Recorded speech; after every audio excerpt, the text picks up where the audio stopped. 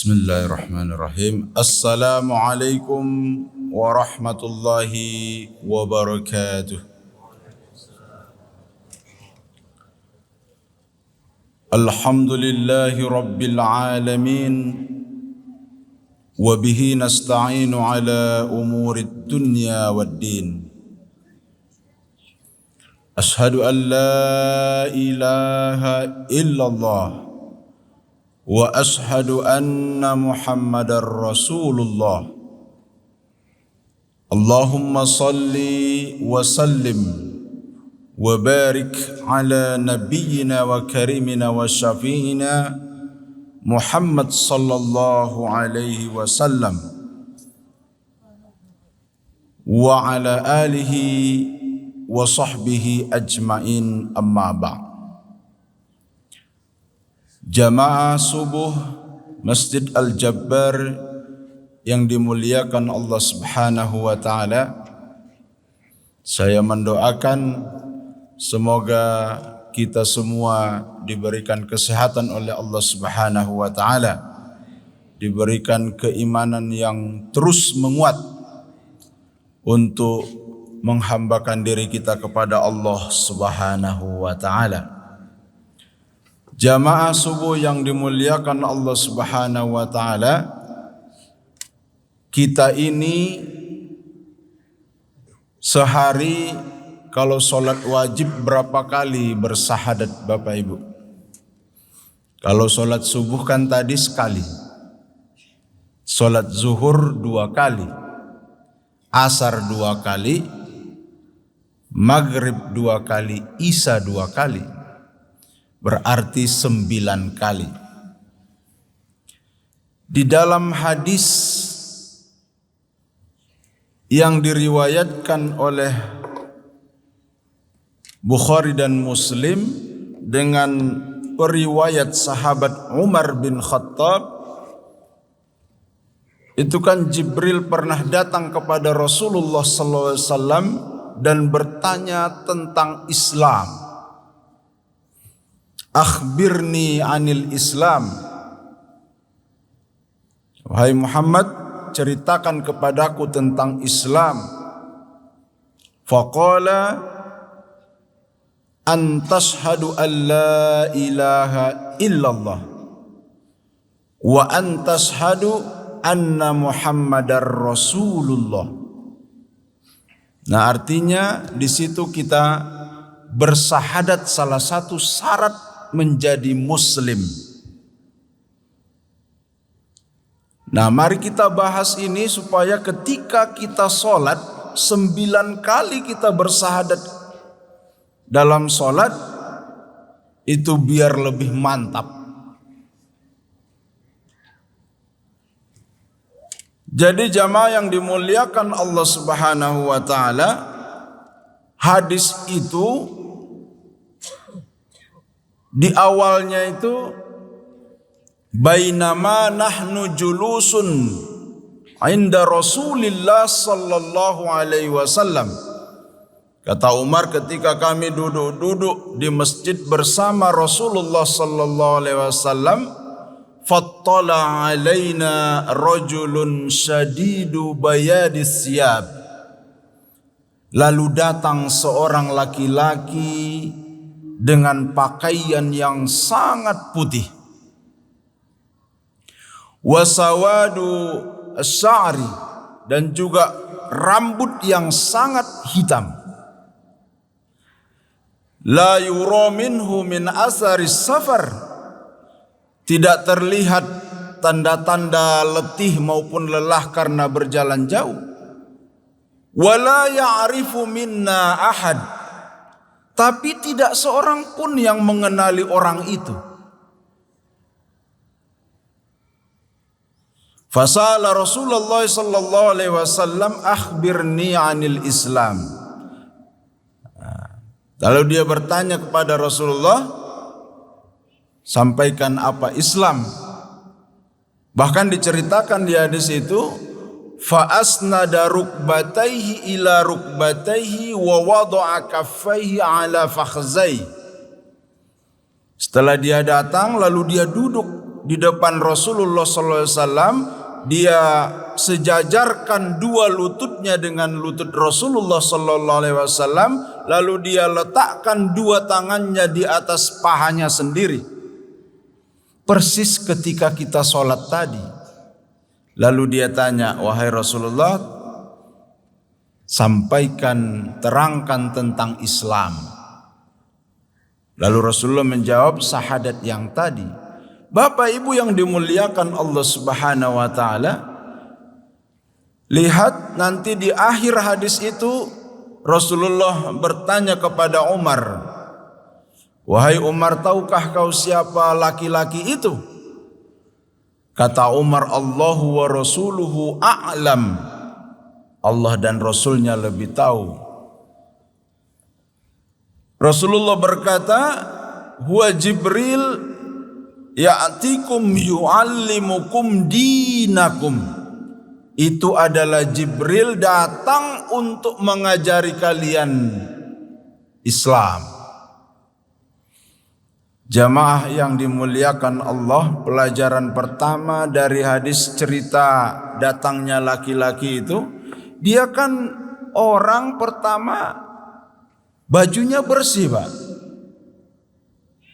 Kemudian rambutnya hitam. Tapi nggak ada yang kenal. Artinya rumahnya bukan di sekitar masjid. Kalau bukan di sekitar masjid, dari rumahnya ke masjid pasti kusut, letih. Tapi tidak ada tanda-tanda letih. Ini adalah tanda bahwa orang ini bukan orang sembarangan. Dikatakan Jibril. Lalu dia duduk di depan Rasulullah seperti duduk sholat. Itu adalah kata ulama, cara duduk yang paling menghormati orang lain. Jadi pesannya adalah ketika bapak, saya dan ibu-ibu duduk ketika sholat, itu kita sedang duduk menghormati orang yang sangat terhormat. Siapa yang paling kita hormati selain Allah Subhanahu wa ta'ala? Maka ketika bapak duduk dalam sholat, yang harus dibayangkan adalah ada Allah di depan bapak ibu sekalian. Jadi tidak boleh lagi duduknya asal-asalan. Lakukan duduk sholat yang paling sempurna yang bisa bapak ibu lakukan. Letakkan tangannya dengan tangan yang terbaik. Coba kalau ketemu orang yang bapak ibu hormati, pasti tangannya itu agak melekat ke badan itu. Itu karena bahasa tubuh kita spontan bergerak ingin menghormati, tidak ingin salah dan sebagainya.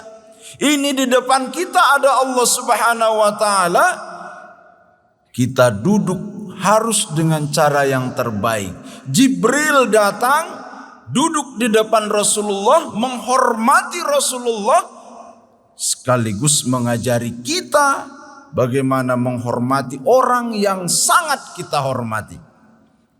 Dan bentuk duduknya, duduk solat yang kita lakukan tadi, Bapak Ibu yang dimuliakan Allah Subhanahu wa ta'ala. Jadi ketika kita duduk, kita membaca Ashhadu an la ilaha illallah. Itu artinya, Pak, ya Allah, ini dengan sikap badan yang sangat menghormati dan mengagumi, ya Allah, aku bersaksi tidak ada Tuhan kecuali Allah dan Muhammad adalah utusan Allah. Maka kita dan siapapun orang di dunia ini, Bapak Ibu yang dimuliakan Allah, itu tidak perlu bersahadat lagi sebetulnya.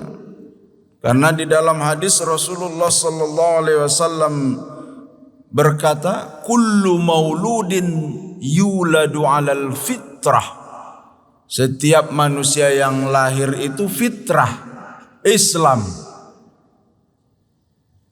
Fa abawahu yuhawwidani wa yunassirani wa yumajjisani.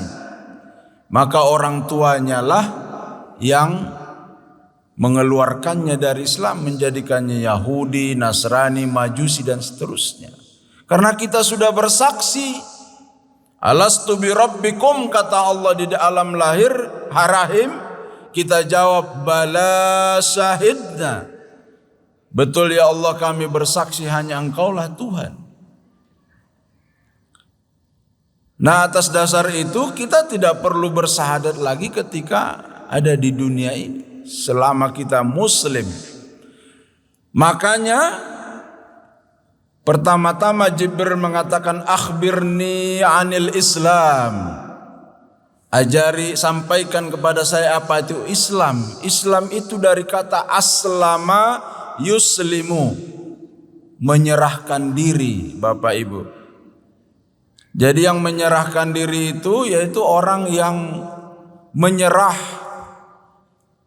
taat, patuh, memang rela.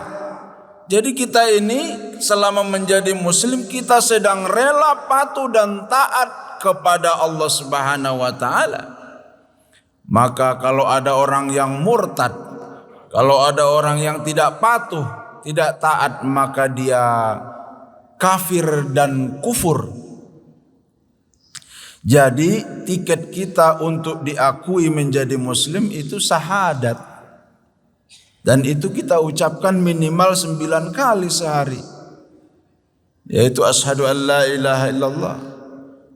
Makanya syarat seorang muslim itu yang 5 itu, syahadat, sholat, puasa, haji dan zakat. Maka kalau setelah kalau syahadat kita itu batal kalau kita tidak taat lagi kepada Allah.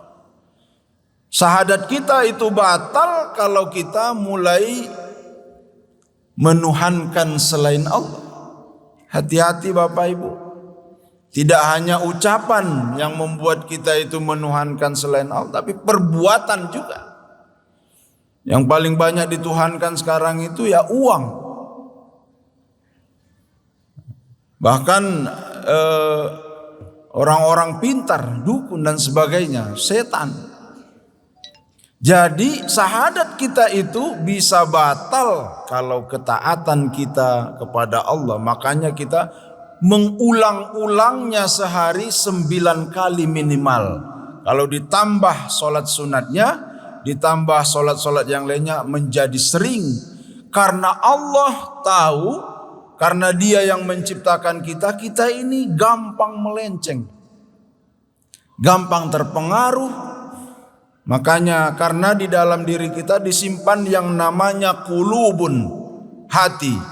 Kulubun itu artinya mudah terbolak-balik, mudah terombang-ambing, mudah dirubah, mudah membelok. Maka jamaah yang dimuliakan Allah Subhanahu wa taala, maka kita harus aslama yuslimu. Jadi bagaimana kalau kita tidak sholat, tidak puasa, tidak zakat, maka kufur. Benarlah kata Rasulullah, man tarakas shalah faqad kafara. Siapa yang meninggalkan sholat, dia kufur. Kufur itu maknanya 2, satu keluar dari Islam karena dia syirik, yang kedua dia kufur itu maknanya dia tidak lagi taat kepada Allah, maka dia dianggap berbuat dosa besar. Kan syarat Islam itu 5. Maka yang pertama tiketnya, yang 4-nya adalah menunjukkan ketaatan kita kepada Allah Subhanahu wa taala. Maka cek Bapak Ibu yang dimuliakan Allah, saya ini muslimnya, Islamnya masih terus menguat enggak? Lihat yang 5 itu. Jadi kalau ada saudara kita dia tidak sholat, puasa juga bolong-bolong, ini kita beri nasihat bahwa kita rukun Islamnya 5, bukan cuman syahadat. Bukan berarti, makanya kalau ada mu'allaf, dia masuk Islam tidak bisa hanya diajari rukun Islam yang pertama, yaitu mengucapkan syahadat. Tapi setelah kita ajari syahadat, ajari dia sholat supaya akidahnya, pengetahuannya terhadap Allah terus meningkat. Karena syahadat itu, Bapak Ibu yang dimuliakan Allah, maknanya tidak keluar dari 3 konotasi. Yang pertama al-hudur.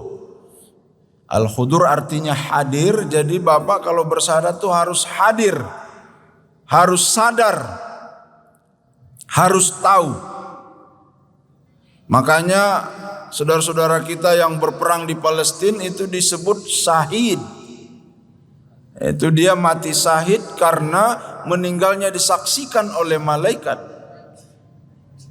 Nah, makanya saya termasuk orang yang yakin kalau pasukan berbaju putih itu malaikat. Karena di dalam hadis yang tadi kita baca, ya'ti rajulun sadidu bayadu thiyab, laki-laki dengan pakaian yang sangat putih. Mudah-mudahan saudara-saudara kita di Palestina Allah menangkan, amin ya rabbal alamin. Yang kedua, saya sebentar lagi nih, nggak akan terlalu lama. Yang kedua, makna dari syahadat itu adalah al-ilm, ilmu, Pak. Jadi setelah Bapak bersyahadat 9 kali sehari, supaya betul syahadatnya, Bapak itu dituntut untuk cari ilmunya, Pak. Saya bersaksi tidak ada Tuhan selain Allah, maka tidak bisa sekedar diucapkan saja, tapi pastikan Bapak Ibu juga cari ilmu untuk terus semakin yakin memang tidak ada Tuhan selain Allah. Dan itu caranya adalah dengan terus meningkatkan pengetahuan kita tentang agama ini, meningkatkan amaliyah kita terhadap agama ini. Jadi hadirkan diri, sadarkan diri, dan cari ilmunya. Maka ketika Bapak Ibu sholat, lalu tahiyat, lalu membaca dan menunjuk tangan asyhadu alla ilaha illallah, bari menunjuk tangan begini, ini artinya Bapak Ibu sedang mentauhidkan, sedang mengesahkan Allah, sedang mengakui Allah. Bahkan di dalam hadis kata Rasulullah SAW, ketika dia tahiyat, matanya tidak luput dari pandangannya terhadap jari telunjuk ini. Jadi kalau kita tahiyat, matanya ke telunjuk, bukan ke sujud. Jadi untuk menyaksikan bahwa tidak ada Tuhan di dunia ini kecuali Allah Subhanahu wa ta'ala. Mari kita nanti sholat kita buktikan, kita terapkan bahwa ketika kita tahiyat ada Allah di depan kita, maka duduk kita harus semakin rapi, semakin sopan, semakin sempurna dan maksimal. Lalu baca tahiyatnya, baca syahadatnya, lalu sadari bahwa kita sedang mengesahkan Allah, karena di dalam telunjuk kita ini menunjuk hanya Engkaulah Tuhan yang Esa, hanya Engkaulah Allah yang Maha Esa. Mudah-mudahan apa yang kita sampaikan ada manfaatnya. Wabillahi taufiq wal hidayah, ridha wal inayah. Wassalamualaikum warahmatullahi wabarakatuh.